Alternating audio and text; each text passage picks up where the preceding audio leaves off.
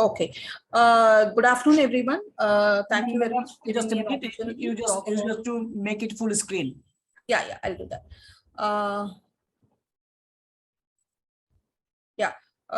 Thank you very much for giving me an opportunity to talk in the pre-conference workshop of BICC.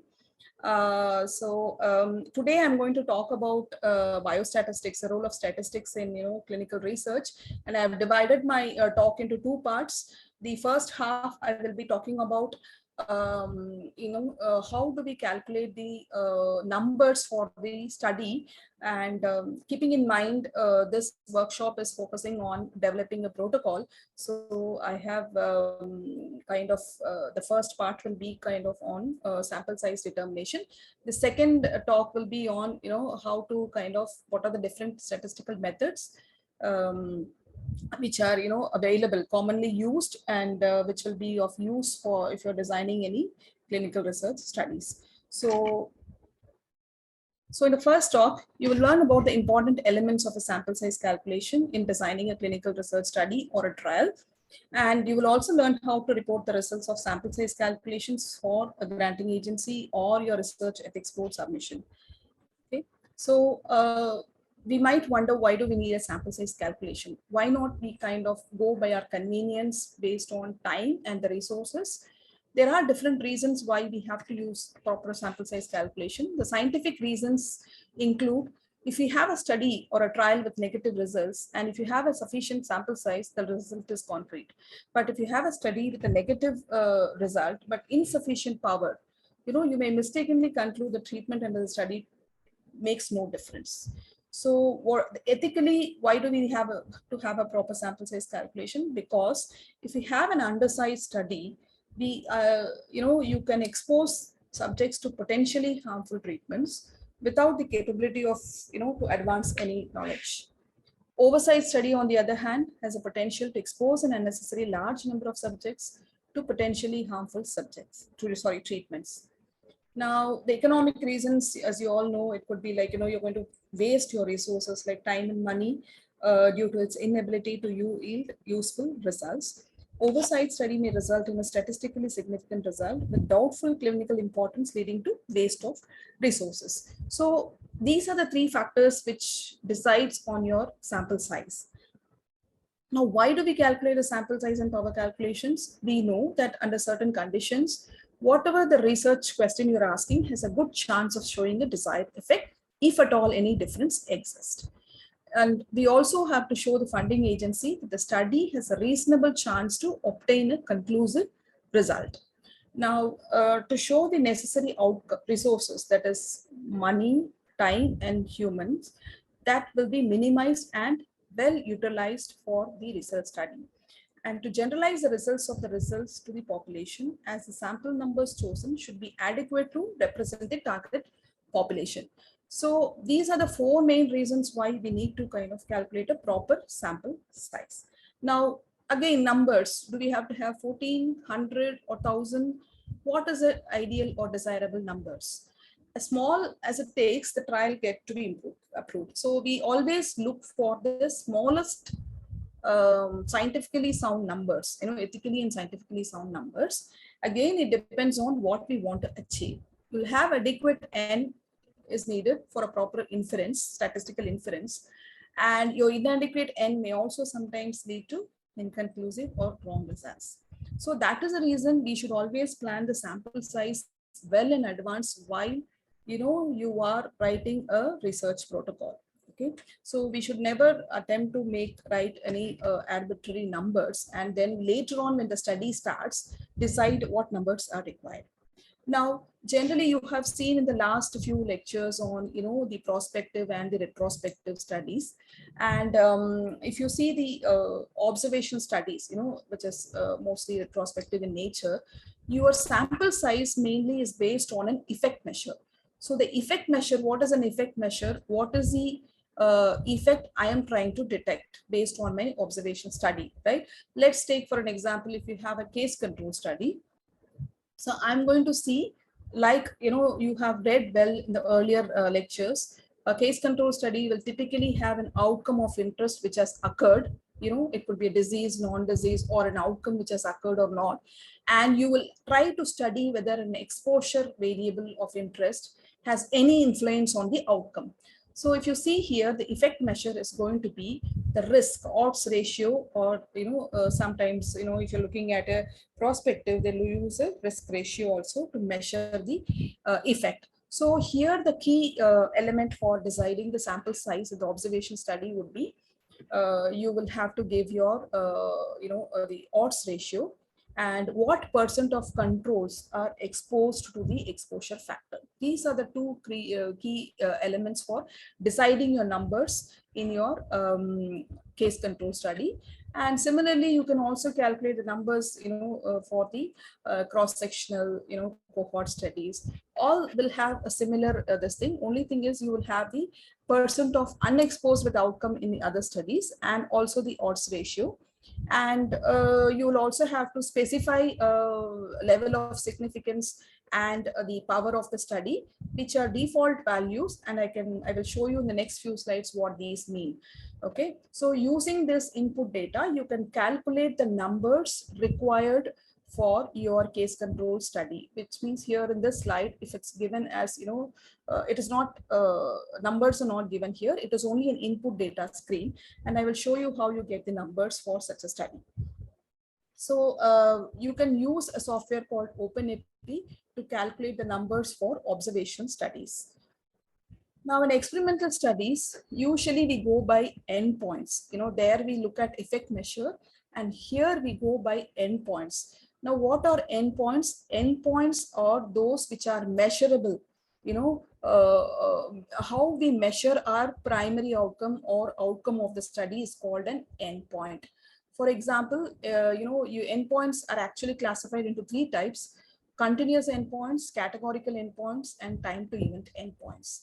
Now, if you look at categorical continuous endpoints, example could be change in tumor size.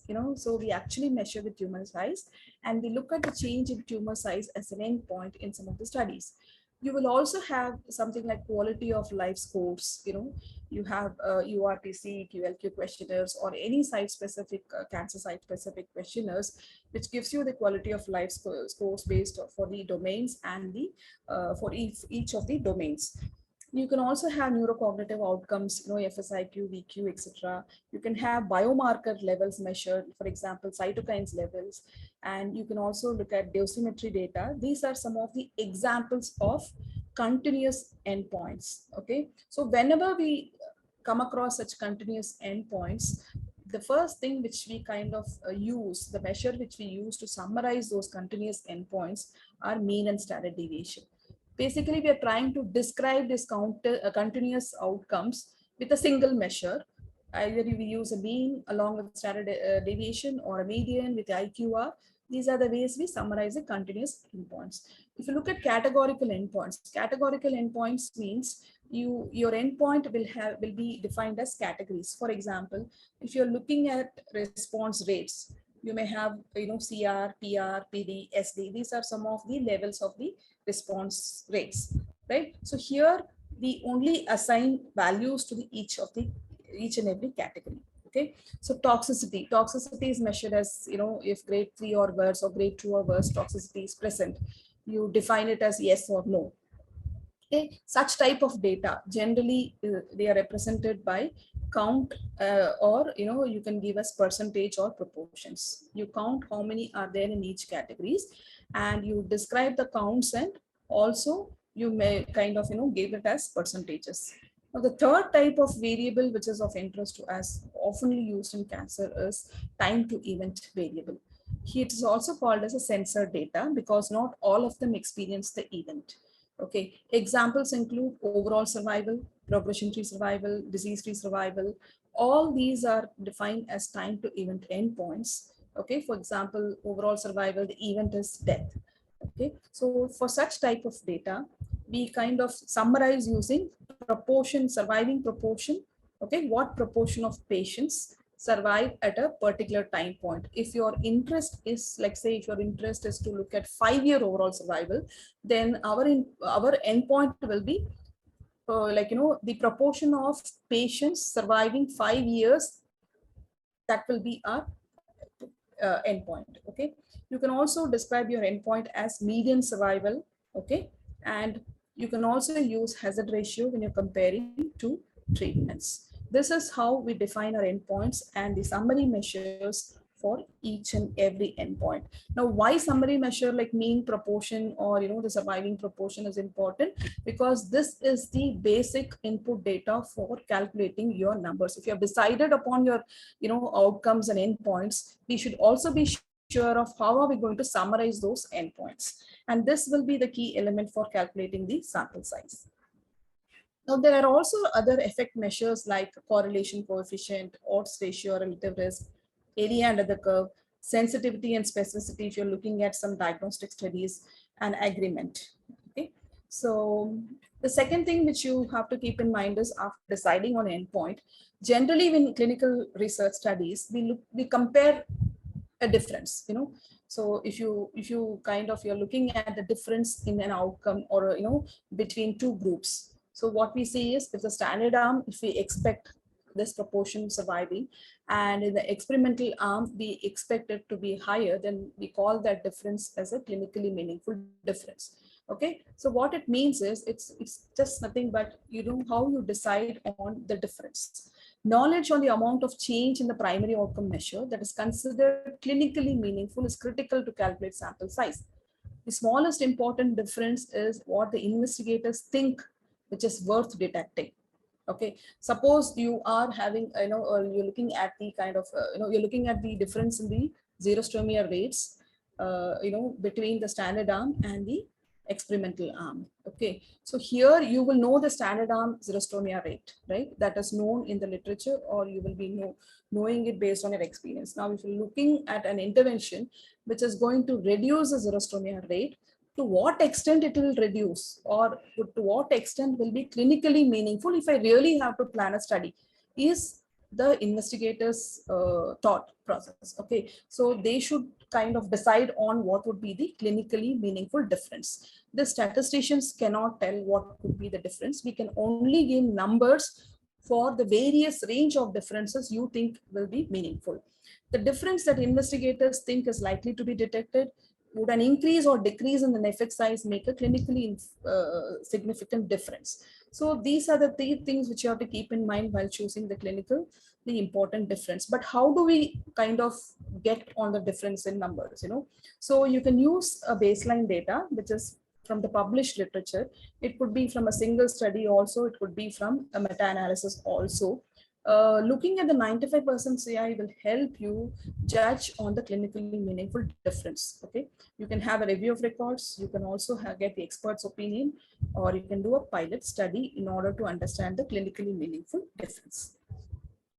Now, once you have this kind of effect size, what you have outcome, primary endpoint, and the clinically meaningful difference, you go ahead in testing your research question, right? So while you write a protocol, you should always keep in mind when you kind of investigate the question or the research question, we call it as a statistical hypothesis. Okay, so let me give you an example where you're looking at the difference in a gene or a protein expression between the patients who are treated with chemotherapy A versus chemotherapy B. Okay, so now what could be the results which we can expect? So we are testing a hypothesis here, right? So the difference, there could be a difference, there could be no difference, right? In reality, we can see a difference, we don't see a difference also, but we don't know what is the situation, whether there'll be a difference or there'll be no difference. So we decide based on our statistical test, right? So what we do, we take a sample from a population and we kind of collect the data and we kind of apply appropriate statistical test, and then we finally conclude whether we are going to reject or we are not going to reject the null hypothesis. Suppose in reality there is no difference, and the test based on your sample also says there's no difference, then you're taking the right decision. Same is true when you're kind of finding a difference, when the real truth is also saying there is a difference, you take a right decision. The problem comes when in reality there is a difference and your test has shown that there is a difference. then you're going to commit type 1, type 2 error, right? When there is a difference and your test is saying there is no difference, you're going to kind of commit a type 2 error. Okay, so type 2 error is sometimes called as you free the culprit. Okay, so this is also not good. So we are, let's see the other type of error. The other type of error where there is no difference and your sample, your sample on which you have applied a statistical test, and then it has shown that there is a difference. So here what is happening, you're going to commit a type 1 error. So type 1 error means you're going to punish the innocent. Okay, so both these errors are kind of not good when you're designing a study. You're not going to calculate after your study is done what is the amount of type 1 error or what is the amount of type 2 error. We can only, the only way to kind of keep the errors in control is at the design stage, wherein we fix the alpha and beta levels. Okay, and then we plan the numbers for your research study. So usually the alpha error or the type 1 error is set to 5% or less. Okay, and beta error is set to 20% or less. Okay, the more serious is error is your type 1 error. Okay, so that is how we kind of fix your alpha and beta, and these two are also important for deciding on your numbers along with your effect measures. You should also be clear whether you're going to do a one-sided or a two-sided testing of hypothesis. This is nothing but how you are framing your research question. So if you're looking at your alternative hypothesis, if it suggests that there is a difference, and it could be in either direction, it could be lesser or more, then you kind of look in for a two-sided test. This is generally a safe and default hypothesis, should be used unless when there is a good reason for doing otherwise. One-sided test is used when it is completely inconceivable that the results could go in either direction, or the only concern is in one direction. For example, if you're looking at toxicity studies, safety evaluation, ADRs, and risk analysis, then you would prefer to set your type 1 error, to a one-sided level, right? So in these situations, we use a one-sided error rates. Now, your sample size is also going to be influenced by your you have to adjust your sample size numbers for various reasons. One is you look at the, your response rates. So you're allowing for the response rates and other losses to the sample. Okay, your expected response rate will be, your lack of compliance, your loss to follow-up, and your censoring. All this has to be accounted in your final numbers. So your new sample size will be what you calculated, and you kind of adjust for the loss to follow-up rate. You can also kind of have an adjustment. Suppose you decide to have, you're doing a prospective study or a randomized trial. So usually we kind of follow a 1:1 ratio for allocating the numbers. But if you feel that you have to put more numbers on your, experimental arm, then you can choose 2:1 randomization also. Two cases in the kind of experimental arm and one case in the control arm. So that should also be kind of adjusted in your sample size. So this is the formula which is given here for sample size adjustments. Now I will take you through some examples of sample size calculation. We should be clear what is the question you're asking. Are we going to estimate a burden or a problem, or are we going to test a hypothesis? When we say test a hypothesis, which means it's comparing two groups with respect to the outcome. So we have to be very clear in our research question whether it is coming under estimation problem or it is a hypothesis testing problem. So I will give you some examples of estimation problem. The suppose, let's say that you're kind of looking at a prevalence of an outcome of interest. Let's say you're doing a cross-sectional study, okay, and you will take a sample of your population, and the number of sample or the subjects you will be considering, it depends on your expected prevalence rate. To estimate that expected prevalence rate, you will have to do a literature review, because you have to start with some kind of a idea about the problem. You cannot totally say I don't know anything and I want to know the numbers. At least there should be some reasonable estimate what would be the prevalence rate. Okay, and then you can kind of, in order to estimate that, and what would be the numbers required. So if you see this thing, so all that you need is to have an idea about the burden of the problem. So to get that idea, you'll have to do a literature review. So to do a literature review to estimate the prevalence and determine the absolute precision required. What is the precision here? It means that if you are estimating a prevalence of a condition, right? So suppose if it is say 25%, so you will not be getting numbers just exactly to get that 25%. It may be lower or it may be higher also when you really study the prevalence rate. So let's say you want to estimate, under certain precision. So let's say that's the margin of error which you'll be using. So if I say 5%, so I am kind of looking at around 5% margin of error.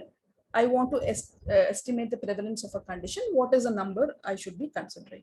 So if you're doing manual calculation, this is the formula. But you can also use softwares, you can use online or any other softwares which I'll be showing at the end in order to estimate the numbers. Here I'm giving you an example where we have calculated for a condition where we are looking at the cancer-related neuropathic pain. So it is a single arm prospective study, and the investigator wanted to study the prevalence of cancer-related neuropathic pain in head and neck cancer patients referred to palliative medicine department. What they said was previous studies conducted in international sites indicated a prevalence of 32%. Okay, so the investigator wanted to have a number estimated for 5% precision and level of significance of 5%. Okay, so if you go by the formula, this is how it looks. The prevalence of CRPN is 32%, and you would need 334 individuals if you are trying to estimate the prevalence of cancer-related neuropathic pain in head and neck cancer patients. Okay, so the inputs are, you have the two-sided Z value, which is 1.96, which will be used in the formula. Margin of error or the precision is 5%. Your type 1 error or alpha is 5%. And the prevalence, what you have assumed is around 32%. Using all this, you would need around 334 patients if you really have to estimate the prevalence. Now, this is a simple Excel spreadsheet which is available, which you can use. You see on the top right, there is a calculation column where you kind of input your expected prevalence, your level of accuracy or your precision, and it gives you the sample size. Okay, and it gives you numbers for a variety of scenarios. If you see on the left, there's a table where if your prevalence, it starts from 5%, 10%, 15%, goes on, okay, till 95%. And your level of accuracy or a precision, if you're looking at 1%, 2%, 3% till, I just taken a snapshot till 19% of precision. So what you see here is, if you are kind of estimating, your sample size increases as your prevalence increase, right, up to a certain level. Now, if your precision is small, your sample size is going to be high. Okay, so never choose your numbers based on what is convenient for you, because you will have to defend when you're writing your protocol. Okay, although the table is available, don't go and pick up and choose. Suppose if you are interested in, if you can only do a study on 45 patients, just go and see where 45 comes and pick that should never be done. Then it is very difficult to kind of justify, right? For here, for example, if your 45 comes under prevalence of 0.65 and say a precision of 0.14, it is convenient number for you to do a study. But actually, when you do a study, you may end up with a prevalence of around 20%. So whatever you have assumed, or whatever by chance you have picked up 65%, is not a right estimate. Okay, so you should be very careful in choosing the numbers, because you may finally have to justify, and after your study is done, you may have to report your results also. So we should be very careful. Okay, I will give you another example for a study where it's like pilot studies, how to kind of calculate the numbers. Here is a study where the investigator is interested to determine the adherence rates to the standardized risk assessment form to enhance venous thromboprophylaxis in hospitalized patients.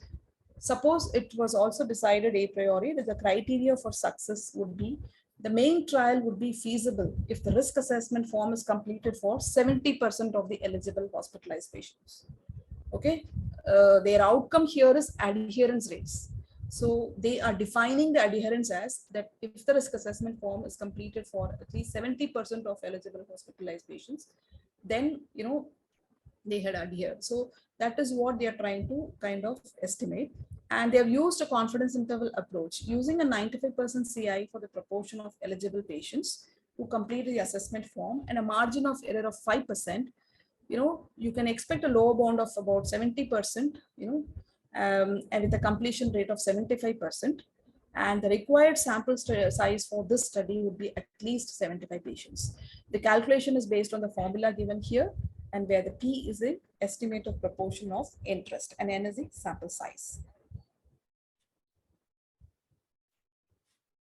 Okay, then this is all for, I've given you some examples on when you are looking at estimation problems. One is the neuropathy pain, cancer-induced neuropathy pain, and the other one is your adherence rates. Similarly, wherever you want to kind of estimate a burden or a disease condition or something which is not yet known in a certain population, you can always use one of these formulas to calculate the numbers needed for such a study.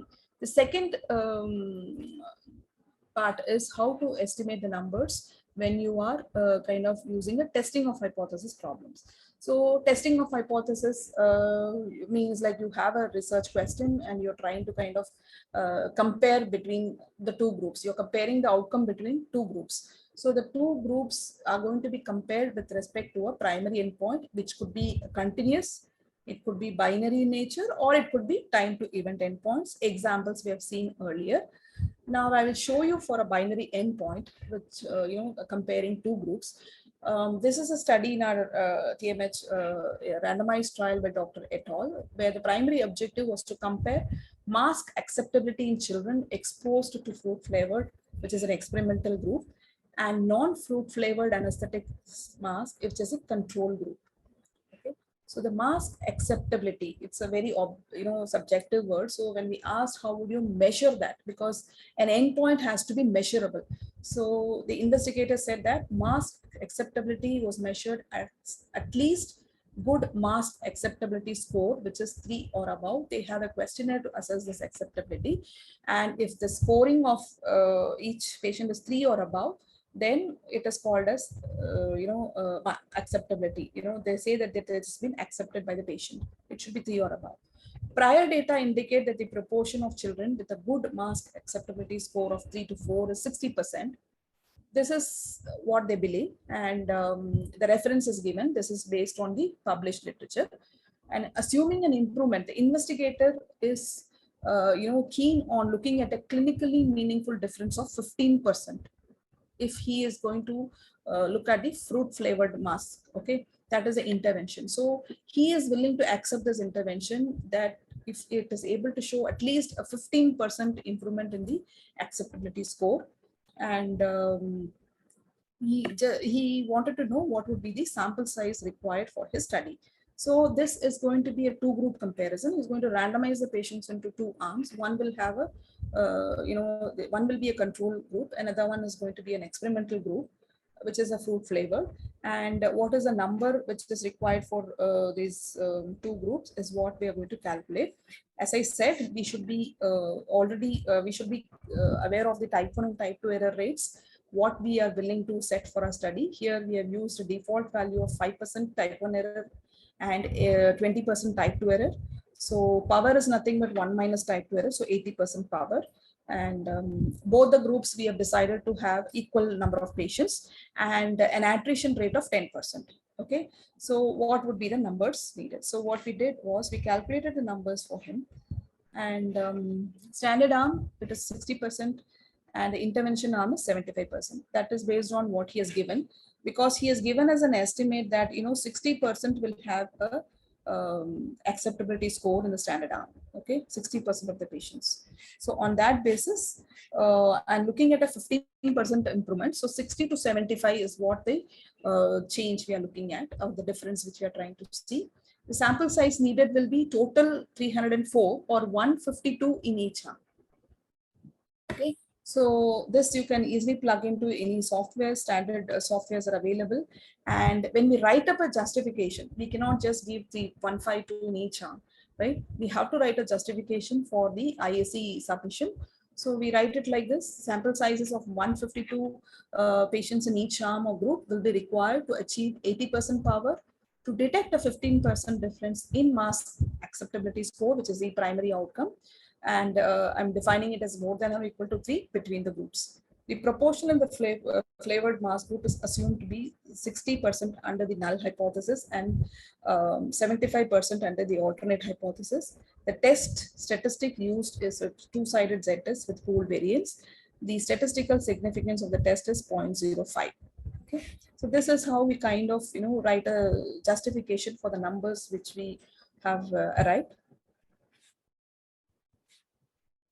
And here I give you an example of a continuous outcome, like QL, quality of life endpoints, which you normally use as outcomes in your clinical trials. How do we calculate numbers for such continuous outcomes? Okay, so if an investigator is interested to detect a 10-point difference between the two treatment arms, and when you're looking at quality of life endpoints, there are various domains. So you should choose one of the domain, whether it's physical. I mean, I'm talking about the URTC QLQC30. There are different domains, physical functioning, social functioning, emotional functioning. Look, depending on what is the domain which is of interest to the investigator, then or what is the most important domain which is of interest, they should choose the domain as your primary endpoint. Okay, so here they have chosen it as physical functioning, and the investigator wants to see a difference of about yeah, with the baseline this thing, what they're looking at is they are assuming a variability of 25 points in the physical functioning, and you're comparing with a two-sided test, t-test, because it's a mean, and you're comparing the mean scores between the two groups with an alpha error of 5% and a beta of 20%. The number needed is then 100 patients per arm, okay, with an attrition of 10%, okay, and a missing data rate of 20%, because when you're looking at QL as an outcome, there are a lot of missing data, on repeat visits or the visit of your interest for the study. So you should always assume the missing date rate also into the consideration, especially in QL studies. And after considering all this, we needed around 139 patients per arm. The total study is going to be on 278 patients. Okay, the difference which they want to detect is 10-point difference between the two treatment arms. Okay, this is the effect measure we are willing to accept for the new intervention. Okay, this is how you calculate the numbers for the continuous outcomes. Formulas are there in the standard formulas are there, but the softwares also gives you the numbers. Okay, so here is an example for time to event endpoints. So an investigator hypothesized that overall survival, which is a time to event endpoint, for patients with stomach cancer limited to peritoneum, given cytoreductive surgery and hypothermic intraperitoneal chemotherapy, is better as compared to palliative chemotherapy. Okay. In this study, the patients will be randomized to two arms: systemic chemotherapy and CRS plus HIPEC. So prior data indicated that the median survival, like I said earlier, when you're looking at time to event endpoints, your effect measure should be either proportion surviving or median survival. Okay, so they have got the median survival as an effect measure. So the prior studies have indicated the median survival for patients given systemic chemotherapy to be 6.5 months. So the median overall survival, what the investigator feels, if you're giving this intervention, CRS plus HIPEC, they're expecting the survival to improve to 11 months. So this is a clinically meaningful difference. And the study accrual time was 2 years and the follow-up time is 3 years. Okay, so this is very important, the accrual time and the follow-up time when you're planning prospective randomized studies, because the longer you accrue, the event starts happening accordingly, right? If you have a shorter accrual, then you will have to kind of wait for a longer, you have to accrue large number of patients in order to see the same number of events. Okay, so you should be very careful about how you define your accrual time and the follow-up time, and you calculate numbers accordingly, and also consider the attrition loss to follow-up for the survival studies.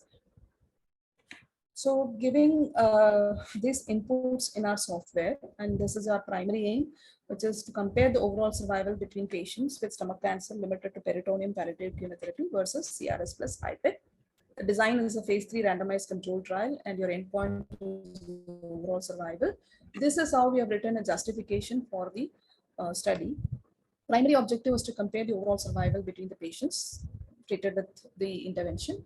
And prior studies indicate that the median survival was 6.5 months. You should add a reference from where did you obtain the 6.5 months should be stated. Okay. The median overall survival of the patients who have been given the intervention is expected to be 11 months, which is a clinically meaningful difference. And we know that we are going to use a two-sided log rank test, and the overall sample size is 134 subjects, 67 in the control arm and 67 in the treatment group, which will achieve an 80% power at a 5% level of significance. And based on this median time which you are given, that is 6.5 and 11, you will get a hazard ratio which is calculated. This is 0.59. Okay. And when the control group median survival is 6.5 months, and assuming an attrition of 10%. Okay. Subjects will be accrued for a period of 2 years with a follow-up of 3 years after the last subject is added. The total study duration will be 5 years. A total of 122 patients will be required with an expected number of events during the study to be 118. So here what we do for us, events is main when you're looking at time to event studies. So at least we have to get a 118 events in order to complete the study. Okay. So this is how we defend sample size justification for the in the protocol for IEC submission if you're looking at time to event endpoints.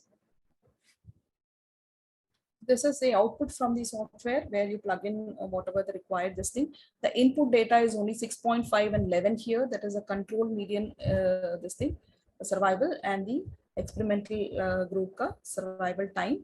And we defined 2 years of approval and another 3 years of follow-up. So it gives you 60 months, 24 and 60. This is the input data where initially we got 61, 61, 122, and then 118 are the events. So you have to add attrition for these numbers. Okay. This is just a prospective phase 2 study. If you're looking at, two-stage design, Simon two-stage designs. I don't want to cover it in detail because that will be too in-depth. I just wanted to show you that there are, ways of calculating for phase 2 designs also. And coming to the softwares, if you see, we use a variety of softwares like, PASS, this is a licensed software. And R is one. If you are kind of, if you have a knowledge about how to use R, you can use R also. G-Power is one very good software which is available freely in order to calculate your sample size. And PS is also freely available. G-Power and PS can be used for all, simple designs, and, you can get your numbers estimated out of this. And for clinical trial, especially if you're looking at a prospective study, there's a nice this thing called trialdesign.org. Please explore this website. You'll get into a lot of information. We have phase 1, phase 2 integrated designs, basket platform designs, and sample size calculation based on different hypothesis, superiority, non-inferiority. All that will be shown here in this. And it's an excellent software. You can try it if you're looking at prospective studies. This is another software where, it's very useful for clinical trial monitoring and all about, the various stopping rules and etc. You can get it from this kind of software. East is another software, and Enquiry Advisor is another software, but these are all paid softwares. Okay. Now I'll just like to quickly go through what we have learned. So whenever you're calculating the numbers for your study, you should be very careful. First question which you should ask is, what is the main purpose or objective of your study? What is the study design or hypothesis? Are you looking at a prospective design, or are you looking at a retrospective design? Again, in prospective study, are you looking at superiority or non-inferiority or equivalence, etc.? Or are you looking at a retrospective study? Are you looking at the case control or a matched pair design? What is the design that you should keep in mind? Okay, so because your inputs will depend upon what type of study design you've chosen and the hypothesis you're testing. And also you should be clear about what is your primary outcome measure, or a primary endpoint. So having identified your primary endpoint, you will go ahead with your sample size calculation. Okay, so this is very important.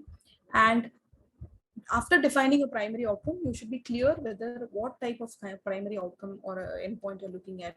Is it a continuous endpoint? Is it a categorical endpoint? Or it's a time to event endpoint? You have to be very clear. Okay, so and then that that's defined as a variable type, whether it is continuous, binary, or time. What test you would be applying, that is also important. How small a difference which is clinically important to detect. Suppose you're comparing two groups, you also need to see the difference, the clinically meaningful difference or the effect size for which the study should be powered. How much variability, if you're looking at continuous endpoints, you should know the variability which is present in the population. What is the desired alpha and beta, which are type 1 and type 2 errors? And how would you allocate these samples? Are you want to have a 1:1 or 2:1? That has to be decided. What is the anticipated drop rate? And if you're looking at survival outcomes, you should be clearly specifying your accrual time and the follow-up time. Same time in the if you're looking at the randomized control trials, so you also should be clear about whether you want to do an interim analysis or not. If so, how many looks you have to see, and how would you decide what would be the stopping boundaries, all this. I'm not covering it because it's a very deep topic to be covered. So, but at least we should be clear enough whether if you're doing a prospective studies, RCTs, if you're interested in planning for an interim analysis or not, because that has to be taken into account while deciding your sample size. Now, finally, for writing the sample size, justification in your protocol, you should keep in mind that what would be the sample size should be calculated on the primary outcome. Whenever you defend your numbers, start with your primary endpoint, under consideration, and the calculation should reflect on the type of the trial or the design which is being used. It should also reflect on the type of outcome, what outcome it is. Anticipated outcomes in intervention and control group should be estimated and stated. A concise summary of the data, which outcome estimates were derived. Like we have seen, previous studies, or, the literature states this, all that when we kind of quote. So we should be very clear, how did we arrive at that number? You have to give the details of the study design, what phase, of the target population, relevant outcome measures, relevant studies, and the study sites. If you have a table form, it will be easy to defend. Okay, the significance level, which is often assumed to be 5%, that should be stated, although it is a default to this thing, but it has to be stated. The power level or the beta level, often assumed to be 80%. Okay, that should also be stated. And for time to event endpoints, the accrual time and the follow-up time and the dropout rate should be stated. All this have to be stated in your sample size justification. Okay, so this is a summary, and that's it. Thank you for your attention, and I'm open to take questions.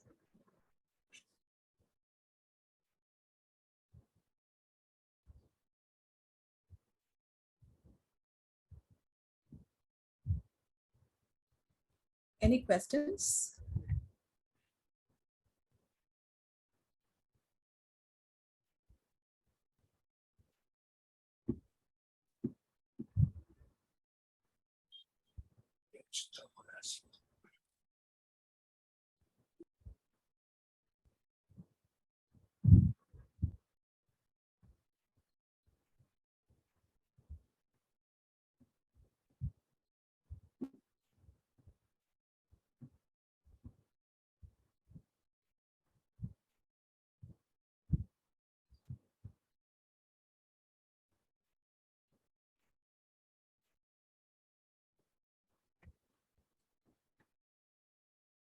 Any questions? It can be anything you can ask related to study, either based on your experience, or if you are planning a study or anything, you can always ask. Anyways, in the protocol development workshop, all this will be covered. But anytime you have come across a situation while submitting to IEC, you had received a question related to your sample size calculation, you can ask me. Shadhana, there's the option that the participants are requested to ask the questions in the chat box. Yeah, okay, fine. So if there is any questions, so we will discuss it. There is one question. If P is not predetermined, then what should be the procedure for sample size calculation? See, I'll tell you the difference between P and alpha. Alpha is a type 1 error rate. Okay, that is always set at 5% or less. Okay, so P is your P value. Once you're really testing your hypothesis, you will come up with a P value. Okay, so the difference is P should be always less than alpha when you are concluding a result, when you're concluding a result to be statistically significant. So here P doesn't matter. It is only the level of error rates which you are going to set it while you're designing your study. Can you start the second session? Yes, we can start. Yeah. Okay. So what we saw in the last talk was on how to kind of estimate the numbers for your research study and how to justify that number, in your protocol or research proposal. Now, the second section of the proposal is how you kind of write the statistical methods which will be used to answer the objectives of your study, right? So I will take you through some of the commonly used statistical methods, explaining when and how it can be used. Now, so the first thing is, before even we kind of get into any analysis, the first thing what we have to do is to kind of describe your data, right? So summarize the data, at least see how it looks and kind of what is the visualization, how would be looking it graphically also.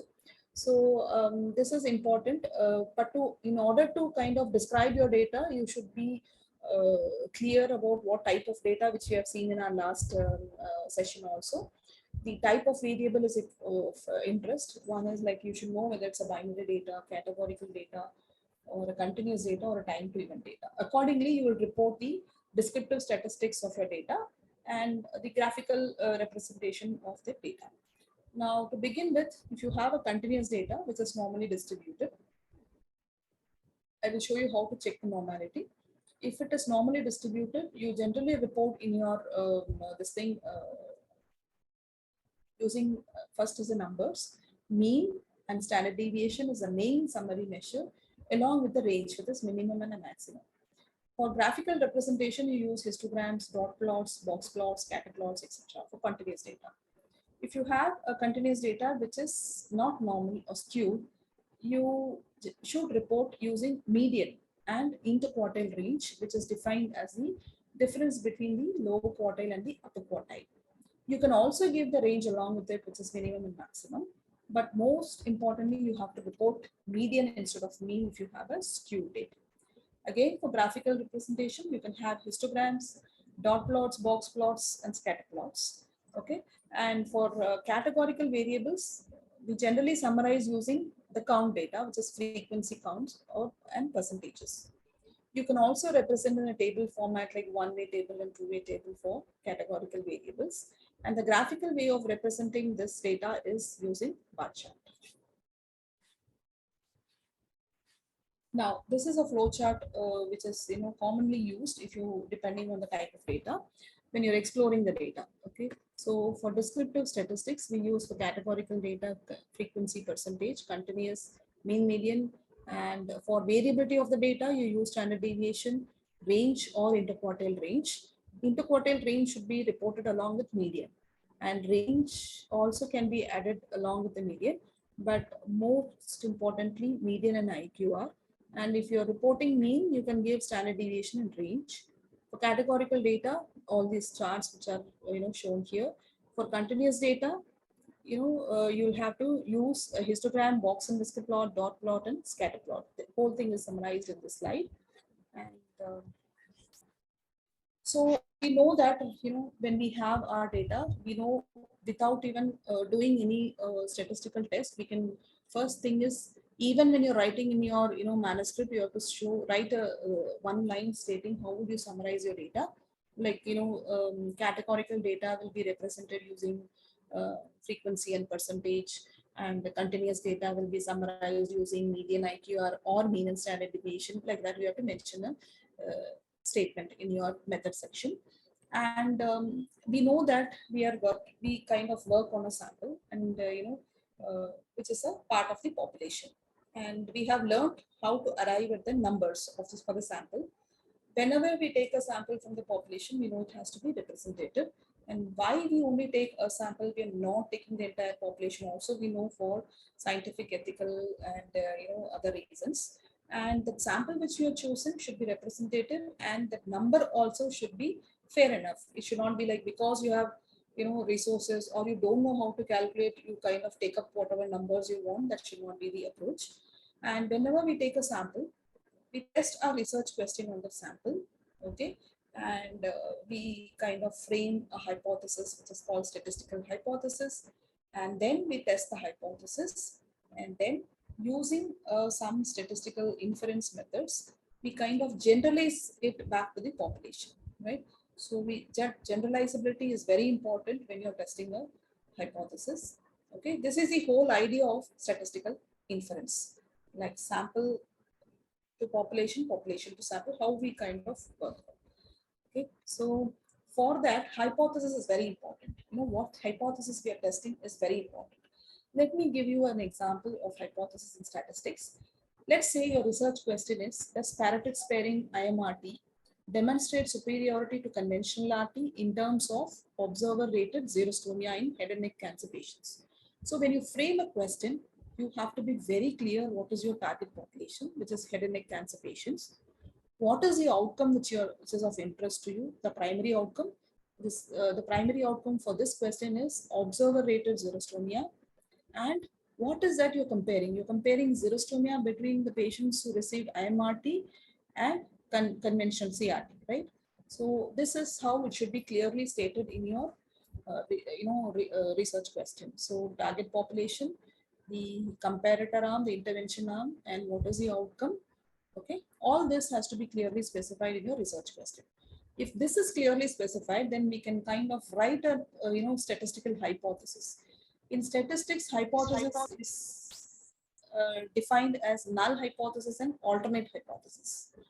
So null hypothesis means what? It itself says, it's very clear, there's no difference between the two groups with respect to the outcome. So in this example, there's no difference in the xerostomia between the patients treated with IMRT and conventional RTs and conventional RT.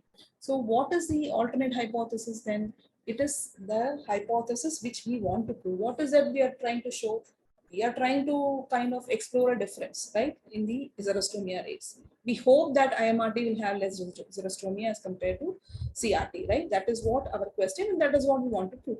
So that becomes your alternate hypothesis, that there is a difference in the xerostomia between patients treated with IMRT and conventional RT. This is how the research question gets translated to a hypothesis, which will be tested using statistical methods. And that hypothesis are broadly two types. One is null hypothesis and the alternate hypothesis.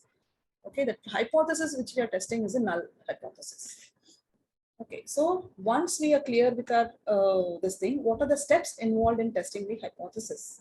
First is we kind of collect the data, we state the hypothesis, we select the test statistic. The test statistic is nothing but your statistical test, which you will be using to answer your question.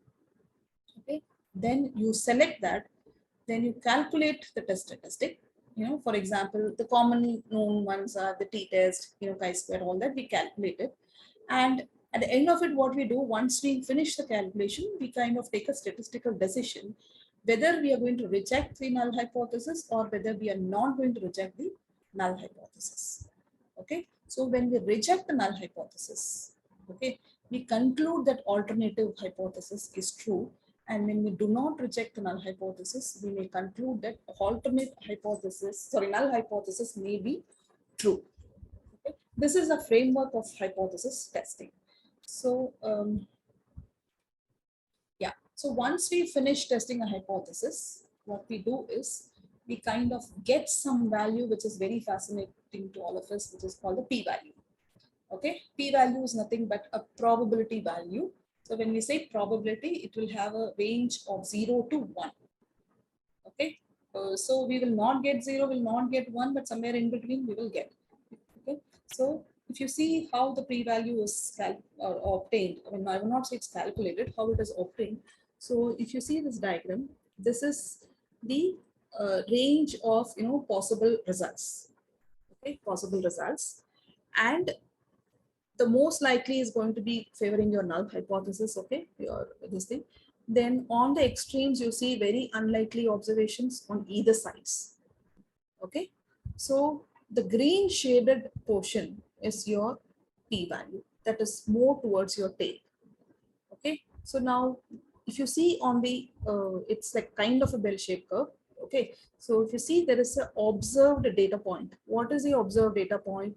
That is nothing but your test statistic value. Suppose you do a t-test, a chi-square test, any test which you do, you will obtain a numeric value, right? That value is the dot which is kind of put there, right? So based on the degrees of freedom and the level of significance, there is a critical value which will be selected. Okay, so it's actually, if you see that vertical line which starts your green shaded area is your critical value. Okay, if your calculated value falls inside that shaded green area, okay, that is the area where unlikely observations will lie, unlikely observations with respect to null hypothesis. So what is a null hypothesis? No difference, right? So that is what it means, right? So that shaded area is your area where unlikely observations are going to lie. Okay, so a p-value is, let's say we have calculated a test statistic and it has fallen somewhere inside the shaded green area.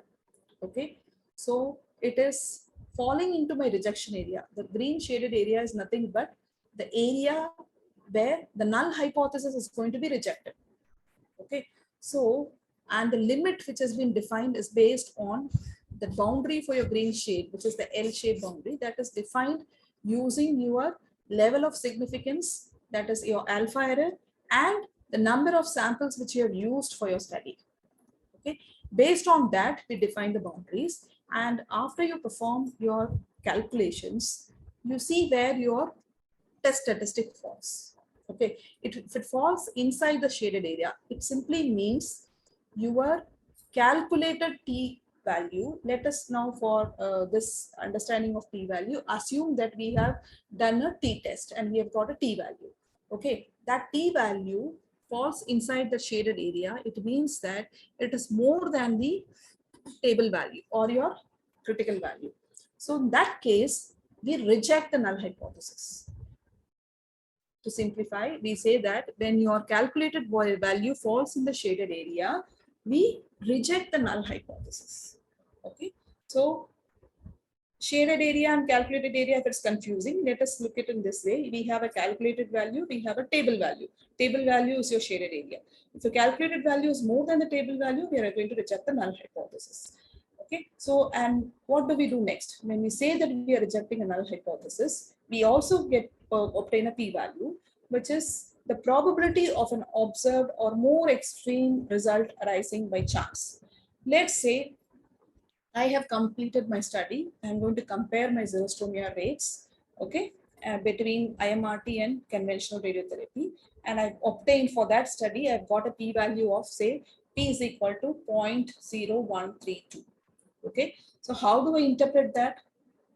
Right? How do I interpret? So I say that if at all there is no difference in the xerostomia rates between the two arms, that is IMRT and CRT, such a thing would happen in 1 in 100 times, 0.0132 I said, right? So 1 in 100 times such an extreme result will happen, right? So I am okay, like if at all I'm going to kind of, come up with a result which is going to say that there's no difference, such a thing will be very minimal and negligible, and that is below my 5% level, the type 1 error rate. So my result is significant. So P is equal to 0.0132 means that, and it should be always lower than 5%. Means always it should be lower than 0.05 in order to declare a result to be statistically significant. Okay, so that is a probability value. Okay, so now whenever we do any studies, we kind of, what we do is we test a hypothesis where we saw what are the stages in testing a hypothesis. So we kind of get a value, the result which says that it is significant or not. But there's something. Okay, I just have to talk about this first. Sorry. So p values is what we have seen how to obtain, and what question does it answer p value? P value will simply answer a question if there is a statistically significant difference between the two treatments with respect to the outcomes, like difference in xerostomia between the two treatments. Okay, it will only give a dichotomized result whether there is any significant difference or not, yes or no, right? So p value will not give you anything, further beyond, if you want to see how much difference exists or to what extent the difference exists. So that will only be answered with a estimation. Okay, so estimation is a method which wherein you will estimate the true difference in the population. Okay, if at all a difference exists, to what extent we can expect the difference to lie in the population. So there are two forms of estimation. One is a point estimation and another one is called the interval estimation. So what is a point estimation? So we estimate a difference using a single value. It could be a mean, difference in mean. Suppose I say in xerostomia rate, I see a difference of 10% in the xerostomia rate, right? With IMRT, it has come down by 10%. So I will only give a difference in proportion. That only simply means there is a point estimation of the difference. Okay, so like point estimate could be OR, HR, RR, odds ratio, risk ratio, hazard ratio. All these are called as point estimation. Another estimation which is important for us is called interval estimation. So what is an interval estimation? It is a range of values. It's also called as confidence interval. The confidence interval consists of what? The point estimation which we have arrived, that is the dot, big dot. Allowing for a margin of error up and down, you will have a upper confidence limit and you will have a lower confidence limit. This means that if I have found a 10% difference in xerostomia rates, right? To what extent this 10% will be seen in the population? It will not be exactly 10%, right? It may be a range of difference which we can expect in the population, right? So that range of limit is called a confidence interval. So in this case, let's say if I've estimated as 10% difference and my confidence interval is coming to, let's say 4% to say 18%, right? That is what a confidence interval means here. So when you interpret this confidence interval, so when we interpret this confidence interval, what we say is we are 95% sure that the true population value lies in this 95% confidence interval. So confidence interval means what? Now let's see that we have a population from which small samples, the small histographs are, let's say 4 such studies are being done. 4 studies with different colors are there, wherein for each of those 4 studies you have estimated the mean. You also show the dispersion, that is the variability, all that is shown. Okay, now this we have to visualize that we are doing 4 studies and we kind of estimate a 95% CI using a formula, which is the point estimate x bar plus or minus, because it is a range, plus or minus 1.96 is the confidence coefficient and the variability which we see, right? Standard deviation by root n. So this is how a formula is being constructed to calculate the confidence interval. So what does it mean? If you see on the right hand side with the confidence interval for mean, you can see some blue vertical lines and one red vertical line. So the true population, let's assume, which is the horizontal dark line, that is the black line, is a true population value. Now several studies, let's say 20 samples or 20 studies have been carried out answering the same question, and each study has fit a confidence interval. Okay, each study has fit a confidence interval. If you take the first study, which is the first vertical line, You can see the horizontal line in that study, correct? So second study, second vertical line also includes a population parameter. Third one also includes, fourth one includes, but the fifth one, which is a red one, does not include the true population value, which is the mu, horizontal line. So a 95% confidence interval in this case indicates that 19 out of 20 samples from the same population will produce a confidence interval that contains a population parameter, right? That is what the meaning and interpretation of 95% CI is. 95% of the times you will see the interval which you have constructed will contain the true population value, okay? That is what it means. So a point estimate and its confidence interval will answer the question that if at all there is a difference in the xerostomia rates between IMRT and CRT, to what extent I can see the difference in the population, or how precisely did this study determine or estimate the difference. Okay, that is more important for clinicians because there is a difference, but to what extent can I see the difference in the population is all the more important. Now, I will just summarize few statistical tests which will be commonly used. These are very simple tests. Now, as I said, first thing is we should know what type of outcome variable we are having. A primary outcome variable, whether it is continuous variable, whether it is categorical variable, or whether it is time to event or the survival type of data. Okay. Again, if you have an exposure variable which is one group, then you use a one sample t-test if it is normally distributed. If you have a skewed data, you use a sign test or sign rank test. Similarly, if you have a paired two groups, you use a paired t-test or Wilcoxon. The blue ones are the non-parametric test. I will tell you what a non-parametric test is. If they are normally distributed, which you use, the red ones are used. And if they are not normal, the skewed distribution, then you use a test which are applicable depending on the exposure variables. This is all for continuous data. For categorical data, again, if you're having one group, two groups paired, and more than two groups, all that, you use the respective test, chi-square, you can use McNemar's test, you can use Fisher exact test, and logistic regression, all this can be used. If you have time to even data with two groups comparison, you have to use a Kaplan-Meier plot with log-rank test. Okay, and if you have a continuous data, you have to use a Cox regression. Now I will show you using case studies, each and every test, how it is going to be used. Now let's say this is a study, a very simple study, where your data, outcome data is continuous and ordinal. Okay, a simple study which is investigating the fitness level of our locally selected group of healthy volunteers. Okay, here we are studying the fitness level in a group of healthy volunteers.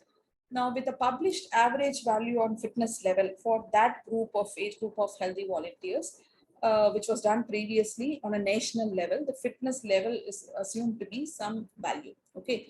Now, how are you going to measure the fitness level in your study is by the length of time walking on a treadmill before stopping through tiredness. Okay, that is how I define my fitness level.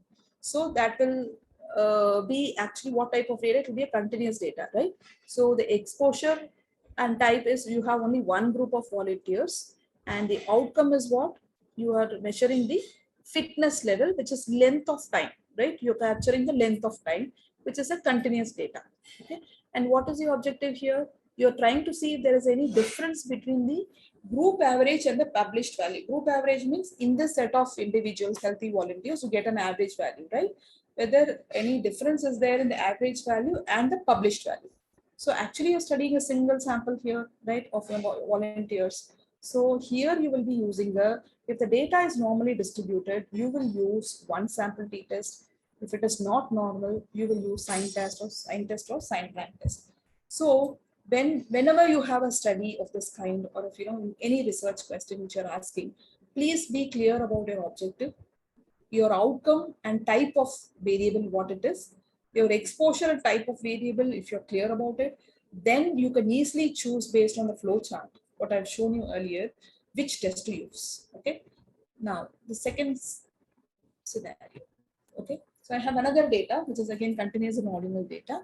Case study 2, it's a clinical trial investigating the effect of two physiotherapy treatments. One is a standard exercise, and the other one is an enhanced exercise for patients with a broken leg on their fitness level, again defined as length of time walking on a treadmill before stopping through tiredness. Okay, so I'm going to compare the fitness level between those patients who receive the standard and enhanced exercise, and they have been randomized to these treatments. Okay, so this is a clinical trial. So what is my objective? I'm interested to see if there is any difference between the two group averages, meaning the average fitness level among those individuals who received standard treatment versus enhanced exercise. Okay, my outcome and type is what here? My outcome is continuous because I'm measuring the fitness level as a time duration, right? So fitness level is continuous. Exposure and type is my treatment group is my exposure, where they are binary and independent. Binary means what? There are two types of treatments. One is standard and the other one is enhanced exercise, and they're independent. Independent means I'm not giving the same individual standard exercise as well as enhanced exercise. They either receive standard or they receive enhanced exercise. Okay, totally they are not related to each other. The same individual is not receiving both. Okay, so then if the continuous outcome, now I know my outcome is continuous if it is normally distributed. You use a two sample t test, and if it is not normal, then you use a manual t test. Okay, every situation you have to judge for the normality and then take a call whether you will use a parametric test or non-parametric test. Okay, the third one is this for continuous and ordinal data again. Okay, continuous I mean the outcome, and the ordinal data I mean that it is the exposure this thing.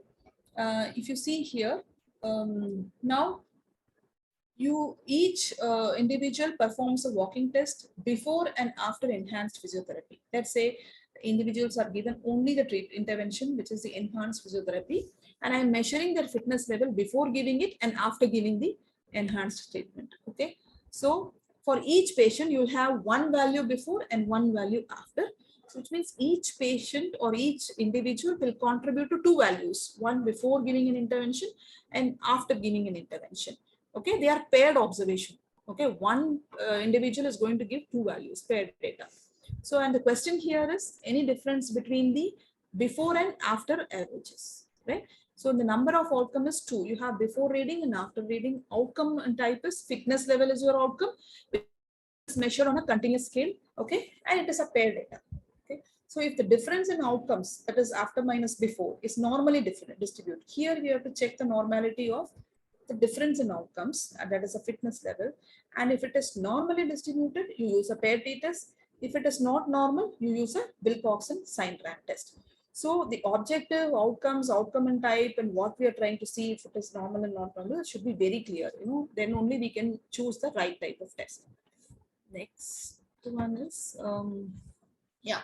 So again the same this thing. Whatever we have seen earlier, it's a randomized trial case study 2, where we are kind of giving the patients either standard or enhanced exercises. Now we'll also have a control group which is not given any exercise or just observation, right? Okay, the control group will be like the patients without a broken leg, right? The other two are like they are going to be having a this thing problem. They are not able to have a proper walking, but the control group is without broken leg. So here objective is any difference among the 3 group averages. So you have 3 groups. One will receive standard, one will receive enhanced exercises, and one will be a control group, absolutely fit group. And then they are seeing the fitness level. Okay, again fitness level, as I defined in the first case study, it is continuous. And we are asking here is if there is any difference in the fitness level among the 3 groups. Okay, again they are independent, they are unrelated, because those who receive standard will receive only standard, they will not receive enhanced. The control group is different, right? So 3 independent groups, they're totally unrelated groups. Okay, and what you see here is again the question is whether it is normally distributed or not. If they are normally distributed, which is normally distributed, the outcome type, the fitness level. If it is normally distributed, you can use a one-way ANOVA test. If it is not normal, then please use a Kruskal-Wallis test. Case study 5. Now you are having a group of patients perform the walking test, 3 different times. Okay, 3 different times. Same patient, earlier we saw before and after, right? The enhanced treatment. Now we are going to see that each patient performs the walking test 3 times. At what times? First is when the cast is removed. Second is after 6 weeks of physiotherapy. Third one, it at 6 months after the physiotherapy treatment. You can kind of look at it in QAL assessment also, where you do, assessment, immediately after the treatment, 3 months post-treatment and 6 months post-treatment, right? Similar to that. Now, objective here is if there is any improvement over time, right? Whether the patients are able to improve their fitness level over time, right?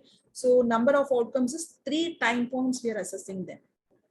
Okay, they will measure when the cast is removed, 6 weeks and then 6 months. Outcome and type is, continuous. We have, more than 2 repeated measurements per patient. If it is only 2, you would have used a PAT test or the respective non-parametric test. But we have more than 2 measurements per patient. Then again here, what we do is we check the normality. Okay, but if it is following a normal distribution, then we use a repeated measures ANOVA. If it doesn't follow normal distribution, we use a Friedman's test. Okay. Now, case study 6, like what test in this scenario we will use. We have a different case study here. What we do here is, yes, before the participants started their fitness test, their blood pressure was recorded by 2 different machines. Before even they were into the fitness test, the BP by 2 different machines. Machine 1 was a gold standard. Machine 2 was newly made and claimed to be more accurate. Okay.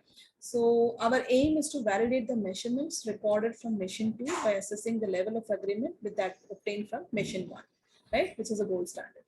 Here, gold standard is the final this thing.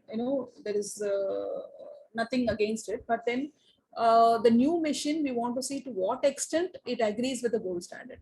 Okay, probably machine 2, if it is kind of on par with gold standard, if it is less costly than the gold standard instrument, then they can think of using this in place of that also, or could be other reasons for which they want to kind of check how well the agreement is.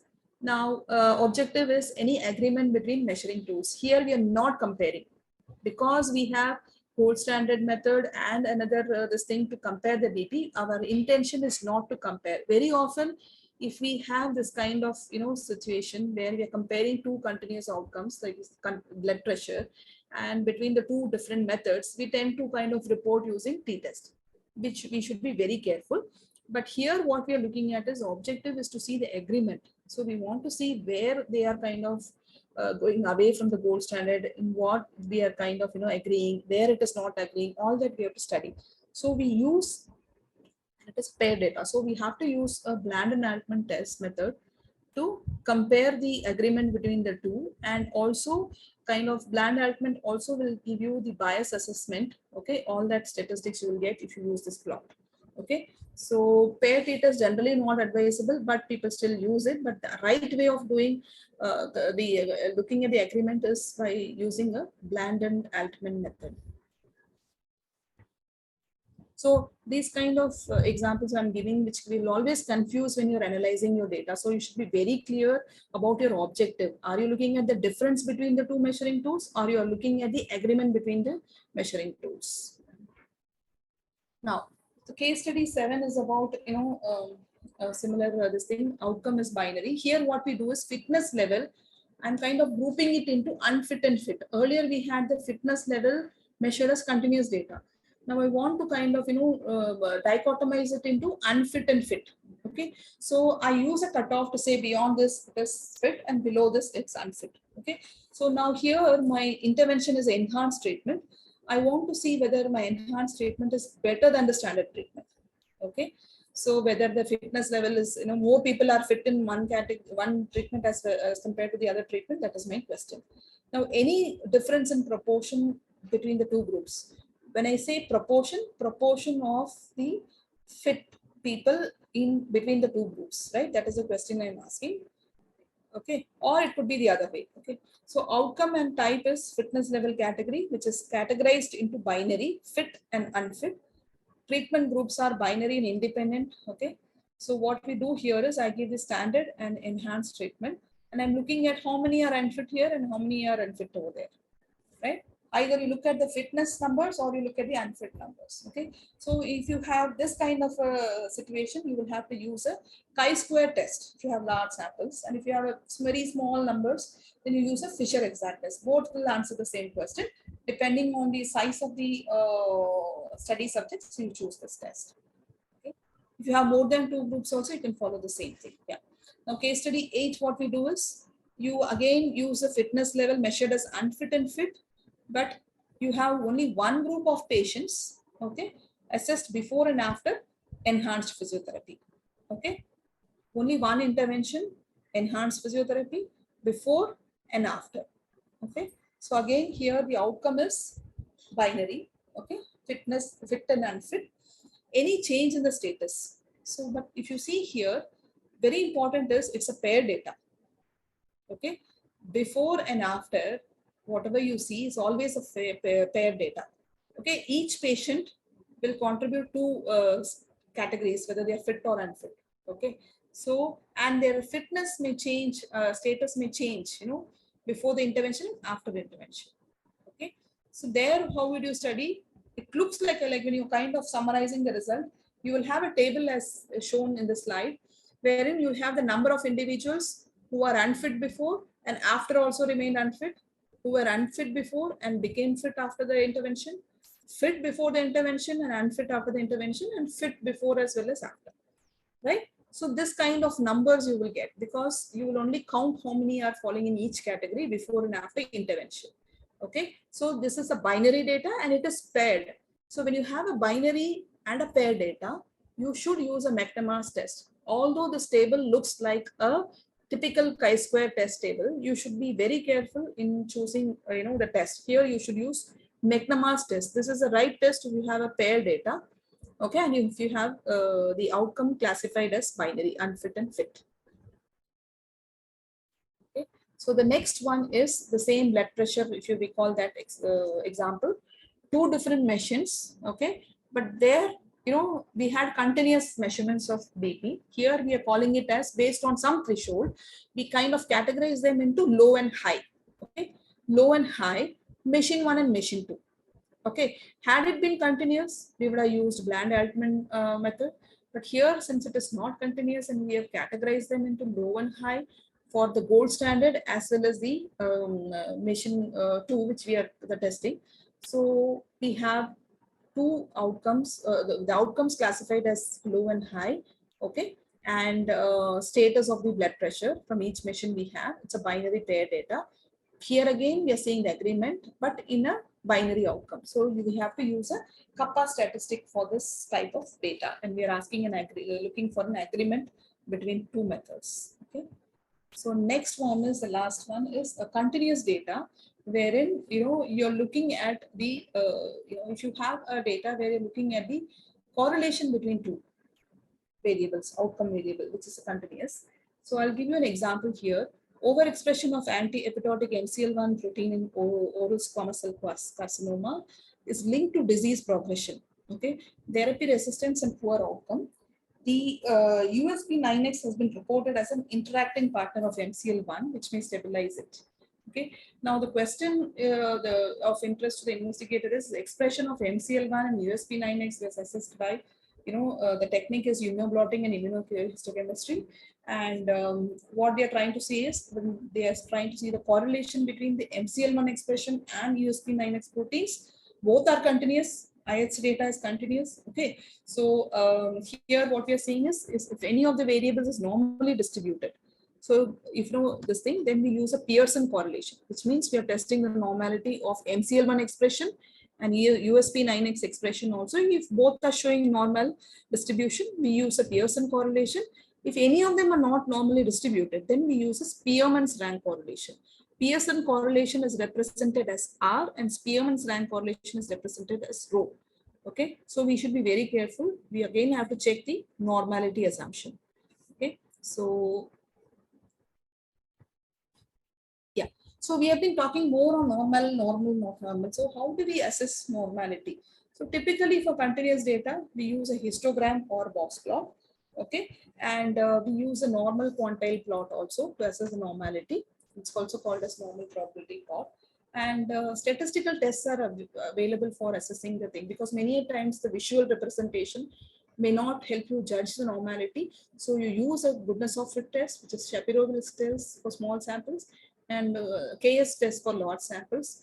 If these two tests gives you an insignificant p-value, which is more than 0.505, more than 5%, then you can safely declare that the outcome is continuous, which is normally distributed, and using normal test, whatever I have shown you in the last few case studies.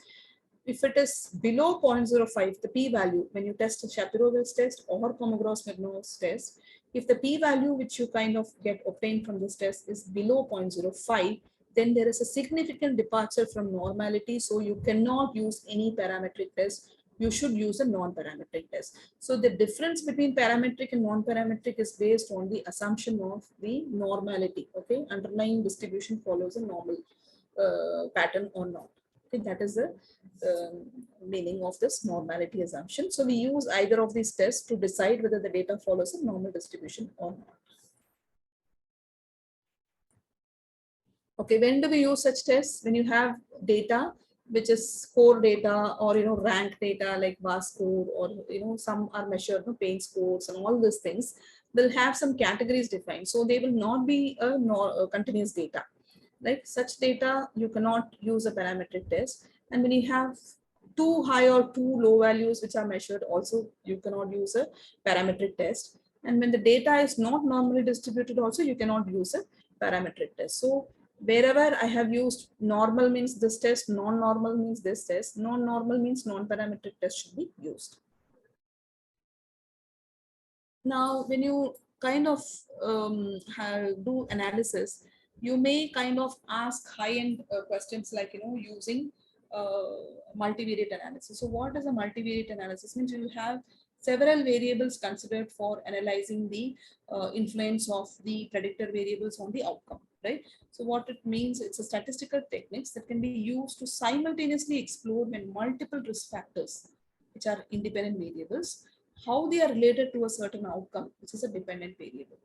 Okay, like for example, well, let's say the fitness level. Suppose you're looking at the fitness level. In our earlier case studies, we have seen enhanced physiotherapy versus standard physiotherapy. Okay, so we are looking at various factors which kind of responsible for a difference in the fitness levels. One could be the intervention which they have received, enhanced or standard treatment.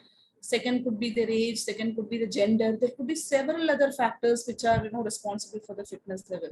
So when you are assessing it, one is the effect of the intervention, that is enhanced physiotherapy was helpful or not, we see. Also, along with that, are there any other factors which is kind of influencing the outcome along with the treatment, or what are the factors which are predicting the fitness levels, right? So there are different methods to answer these kind of questions. They're all together called as multivariate analysis. So that is the meaning of multivariate analysis, when several factors are studied together. Now, generally multivariate analysis are used along with regression techniques, okay, because there is always an outcome variable, there is always an independent or a predictor variables outcome of the dependent variable. So which technique will be used when, and what are the things we should keep in mind when we are doing multivariate analysis is what shown in this slide. Let's see one by one. Multivariate technique first. I've taken all the common regression techniques: linear regression, logistic regression, and Cox proportional hazard regression. Now, linear regression means we have two linearly related variables, continuous data, and then like I have given an example from the literature here. Dependent variable is intima media thickness, which they are measured on a continuous scale, and the model measure this thing, the parameter which they have kind of used as model parameter is the change in the dependent variable. It's defined as the beta. Okay, that is a change which they see. And then significant result based on the confidence interval. How do we conclude? If the confidence interval, when we estimate beta and we calculate the confidence interval, then it doesn't include zero. Why it should not include zero? Because when we say zero means that is not going to be important, this thing for predicting the outcome. So that should not be there in the confidence interval. Okay. If that comes into the confidence interval, then that parameter which you are using to predict the media thickness will not be significant. Okay, then how many independent variables or predictors are allowed for such consideration? Generally, by thumb rule, you should have at least, for if you have one predictor or one variable which you are using to predict, you should have at least 10 subjects. Okay, that is that's the way you have to look in the linear regression. Okay, an example of interpretation of associations here is, this is a psoriasis example. Beta here is change in the intima media thickness IMT of psoriasis patients compared to controls of the same age and sex, right? So in the multivariate analysis, they've included the age and sex as variables, predictor variables. Considering that, what is the change which we are able to see in the IMT of psoriasis patients? That's how we define the linear regression here. Whether age is able to kind of predict, gender is able to, all that we'll be seeing in the model. Okay. So now logistic regression, we know that it is a regression for binary data. Like for example, earlier we had the fitness level, which is measured as fit and unfit. And we want to see what all factors which will help in predicting the fitness level. Okay. We can use the intervention as one of the factor. Okay.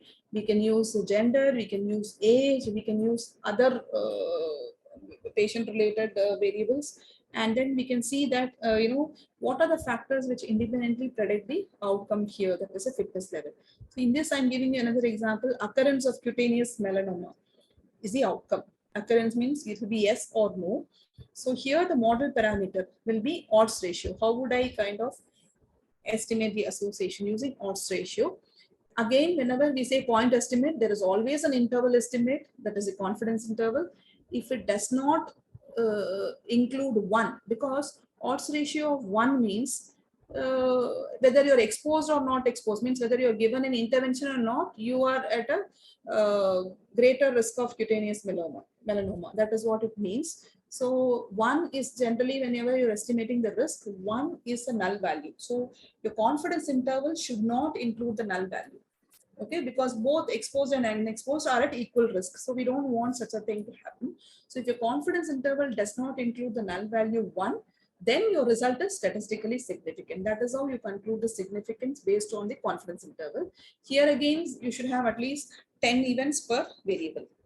Okay, so OR of melanoma for NSAID users compared to no, suppose NSAID is a predictor variable or independent variable. So use of NSAID and the risk of developing cutaneous melanoma. That is a question we're asking. So what is the risk for use when they use NSAID versus when they do not use NSAID? You are adjusting again here for age, gender, and sunburn. Okay, when you say adjusted for other variables, we say on average age and whatever the common gender we have kind of, more of males or females, whatever it is, and all average levels of other variables, which when they are kept at constant, what is the impact of use of NSAID on occurrence of cutaneous melanoma? That is what we estimate here using odds ratio. Again, CI should not include 1. Now, when you move on to Cox proportional hazard regression, which is for time to event analysis, time to event variable if you have, and if you want to do a multivariable regression techniques, then you use a Cox proportional hazard regression. Let's say, time to occurrence of death, let's say overall survival. So we call it as time to occurrence of death. Hazard ratio is your model parameter.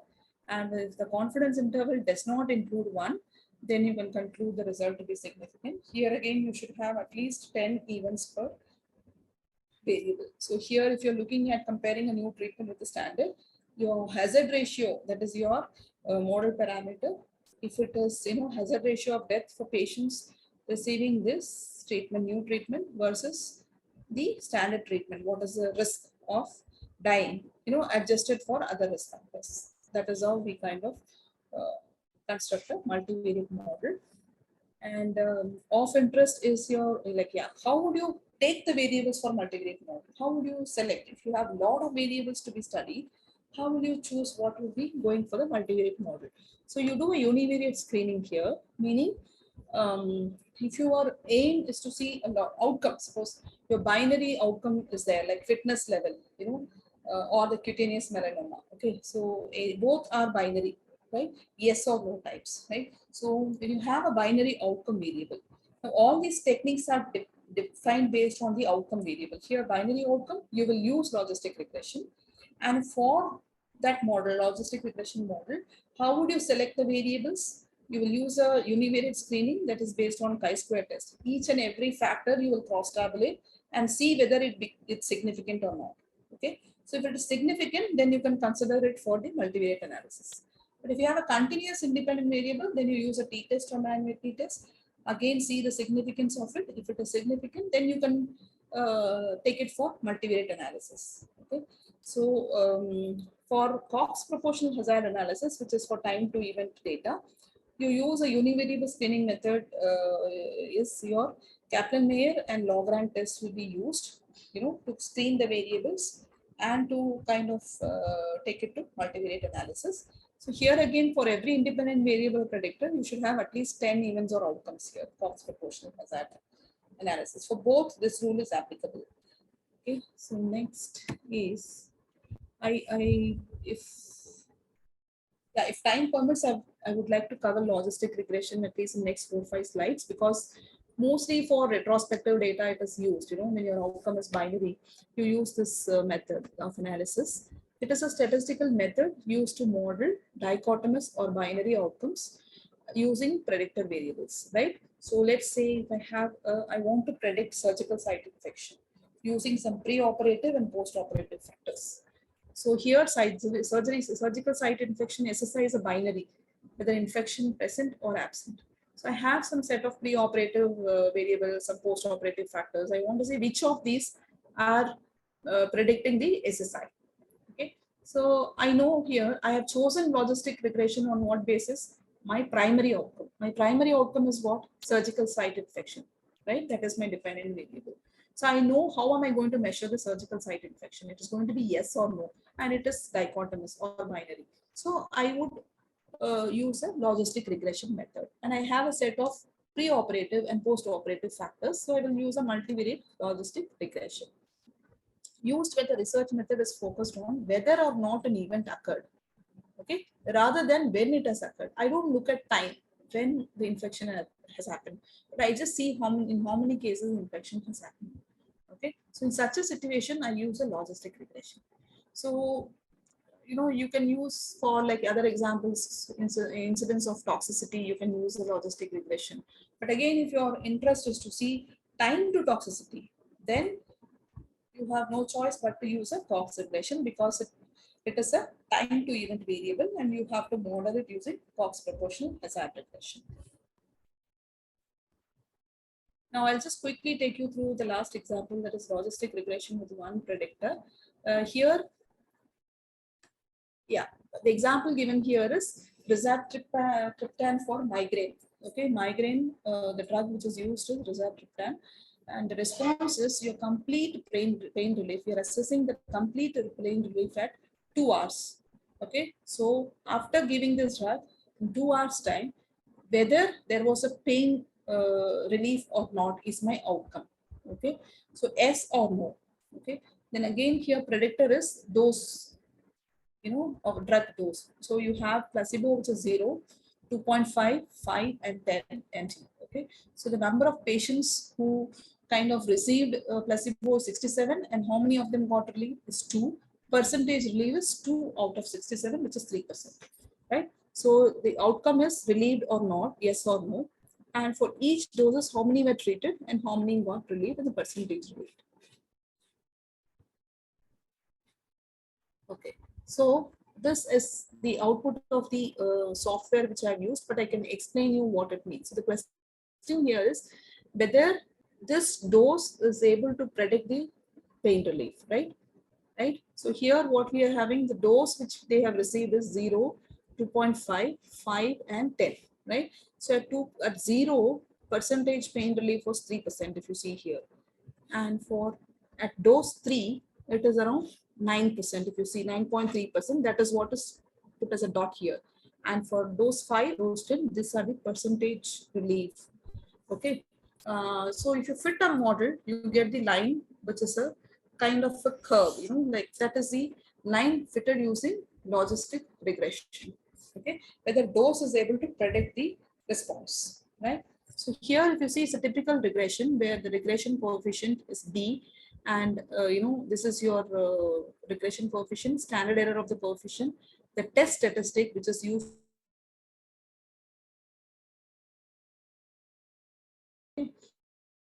XP of B, because for logistic, your outcome measure is odds ratio. So if you exponentiate the regression coefficient, you get the odds ratio, which is 1.18, right? And the equation for this, to obtain all that, is given here. I'll not go much into the details because it will confuse you all. So for each dose, you have the observed response, which we have seen earlier, which is 3%, 9.3, 13.3, and 27.6. And based on the logistic regression model, the estimated response is 7%, 11%, 15, 30, like that. Okay, so that is a fitted line for response. Now, if you see whether how we estimated beta, all that is based on, the Wald test statistics is based on the coefficient by standard error. Then we are testing the hypothesis beta is equal to 0 versus not 0, all that, and we get the significance level. So what is this thing we are getting? 0.000.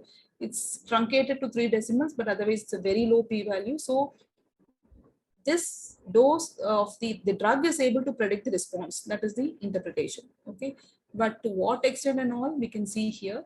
So now our interest is to see how to interpret 1.18, which is the odds ratio, right? So odds ratio is exponentiated regression coefficient. So how do we interpret that? Okay, in linear regression, it is the change in the mean response. But here in logistic regression, we are not estimating the change, but we are seeing as, what is the risk, of developing the outcome. Okay, if the, yeah, so the decision rule is here, as we have seen, if the entire interval is, above 1, we conclude positive association. Here, the pain relief, right, is your outcome. If your odds ratio is higher, the risk, chances of pain relief is higher, right? So we need to construct a confidence interval for this. So for confidence interval, this is the formula, and the values which we obtain for confidence intervals is like odds ratio is 1.18, confidence interval is 1.10 to 1.27. So which means it is 18% increased chance of relief with this drug. Okay, and in the population, you can expect it to be around 10 to 27%. That is the meaning of interpretation. Okay, that's how we interpret this logistic regression results. That positive association between dose and probability of complete relief, that is this. And the chances of relief is 18%.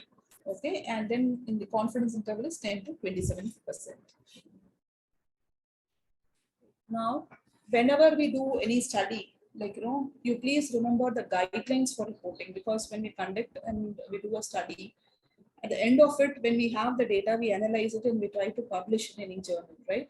So we will have different types of studies, have different guidelines on how it has to be reported. Now we may wonder, that is at the time of reporting, why should I bother before my study starts? But if you think about how it has to be reported and all the, minute things and the essential things, what you have to report and what should be there, if a lead good journal, if you're looking at, they will always have certain guidelines, like, whether you have done this properly and whether you have reported in the right framework, all that is important. So if you know that this is what is required for my randomized trial or for my observation study or for my diagnostic study, please use these guidelines. It will help you design your study better and, analyze your data in a better way and report it also in a nice way. So if your study is a randomized trial, use the consort guidelines, which has extensions, observation studies as 4 guidelines, systematic reviews as Prisma, and all these are there, till animal studies arrive and all that. So please go through, what type of a study you're going to kind of conduct. Accordingly, use these guidelines, then that will guide you on how to conduct your study. That's the end of my talk. Any questions? So thank you. Thank you, Shahana, for giving these elaborated lectures. But I must say that we are the clinicians of inherent deficiency in the biostatistics. Is there any question in the chat box? Probably there is no. So I think most of our participants are keeping all those questions for our physical workshops. That would be, yeah. We have already 5:45. So I think we need to close the session.